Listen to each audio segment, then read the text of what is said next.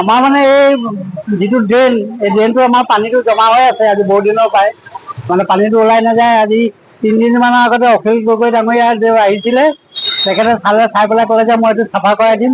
গতিকে আজি তেওঁলোকে চাফা কৰাই আছিলে, কৰাই থাকোঁতে মানে কি হ'ল, আমাৰ এই গেছ লাইনটো তলত 93তে লোৱা গেছ লাইন হয় এইটো, এতিয়া কৰবাৰ কি কয় হাৰিত্ৰবাৰ হৈছিলে। গতিকে তেওঁলোকেও নাজানে, আমিও নাজানো লাইনটো কোনডোখৰত আছে। গতিকে এতিয়া খান্দি থাকোঁতে মানে কি হ'ল, JCB দি খান্দি আছিলে, খান্দি থাকোঁতে লাইনটো টাচ হৈ পেলাই ছিগি গ'ল আৰু।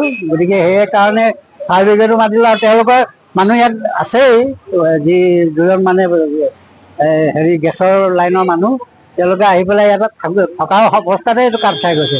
গতিকে তেওঁলোকে এতিয়া গেছ চাপ্লাই তাত বন্ধ কৰিছে, কৰি পেলাই ইয়াত এতিয়া কামটো কৰিব, লগতে ফায়াৰ ব্ৰিগেডো মাতি দিয়া হ'ল, সেয়াই আৰু। যিকোনো খবৰৰ বাবে যোগাযোগ কৰক 7099017330 লগতে 7099017110 নম্বৰত।